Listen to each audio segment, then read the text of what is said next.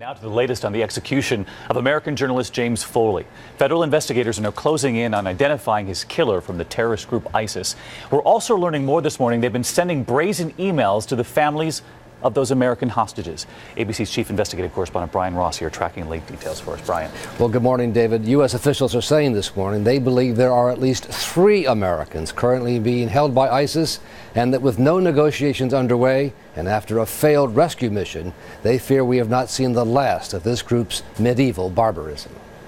As the FBI steps up its hunt for the killer of James Foley, some former hostages identified him as one of 3 British citizens the hostages nicknamed the Beatles, who served as jailers, torturers, and executioners for the Islamic terror group. Jim was the subject of repeated physical abuse at their hands.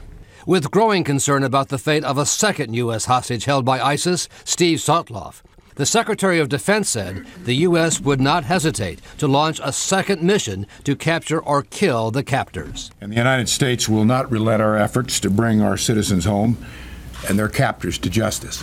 The failed U.S. rescue mission earlier this summer, involving special forces and a fleet of aircraft, was launched after it became clear that no negotiations were possible with the ISIS group, which had demanded a ransom of $130 million for the release of Foley. The FBI didn't take it seriously.